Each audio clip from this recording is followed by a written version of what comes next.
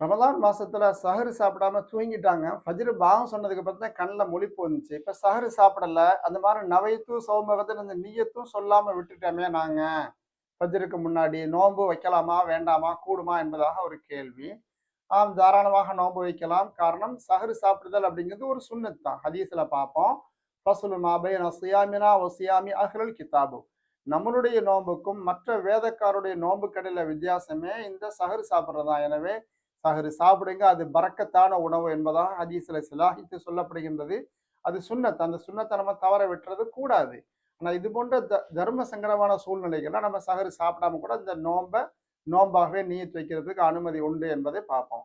சஹர் சாப்பிடக்கூடிய நேரம் அப்படிங்கிறது ஃபஜ்ருக்கு ஒரு 1/2 மணி நேரம், 3/4 மணி நேரத்துக்கு முன்னாடி நம்ம சாப்பிட்டுக்கிறணும். ஒரு கால் ராத்திரியிலேயே சாப்பிட்டோமா, சாப்பிட்டு தூங்கிட்டோம் அப்படின்னா, காலையில இந்த சஹர் நேரத்துல எந்திரிச்சு ஒரு டீ, பிஸ்கட்டு, சும்மா ஒரு தண்ணியாவது கொஞ்சம் குடிச்சுக்கிறணும். அந்த சுன்னத்து நமக்கு கிடைச்சுக்கணும். நீயத்து சொல்லலையே என்ற கேள்விக்கான பதில், நீயத்து வாயால சொல்லணுங்கிறது யாருமே கட்டாயப்படுத்தல. நமக்கு மனசுல உறுதி கொள்ளுதல்ங்கிறது கட்டாயம். நமக்கு மனசுல ராத்திரி உறுதி வந்துரணும், இன்னைக்கு நோன்பு வைக்க போறேன் என்பதாக. நிய்யத் என்பதற்கு எண்ணுதல், உறுதி கொள்ளுதல், நினைத்தல் என்பதுதான் அர்த்தம்.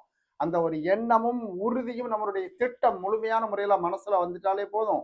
நோன்புங்கிறதுக்கு அதுவே நிய்யத்தாவே நம்ம கருதி கொள்ள முடியும். அதனுடைய ஒரு அடையாளமா தான் நம்ம சஹருக்காண்டி ஏற்பாடுலாம் செஞ்சு வச்சிருக்கோம் அப்படிங்கிறது கூடுதல் அடையாளமாக இருக்குதுன்னு பார்ப்போம். ஒரே ஒரு நிபந்தனை, ஃபஜ்ர் பாங்கு சொல்லக்கூடிய நேரத்துல இருந்து எதுவுமே குடிக்காம, கொள்ளாம இருந்திருக்கணும். பாங்கு சொல்ல ஆரம்பிச்சுட்டாங்க, இப்ப போயிட்டு எந்திரிச்சோமா லேட் ஆயிடுச்சுன்னு சொல்லி இப்ப வந்து தண்ணி எடுத்து குடிக்கிறோம், சாயா குடிக்கிறோம் அப்படின்னா இது கணக்குல வராது. ஃபஜ்ர் பாங்கு சொல்றாங்களான்னு கணக்கு கிடையாது. அந்த நேரம் தான் கணக்கு. அந்த நேரத்துல இருந்து நோன்பு அப்படிங்கிறது ஆரம்பிச்சது. எனவே எதுவும் சாப்பிடாம கொள்ளாம அப்படியே நோன்பு என்ற நிய்யத்தை நாம் தொடர வேண்டும் என்பதா பார்க்கிறோம். அல்லாஹு அஅலம்.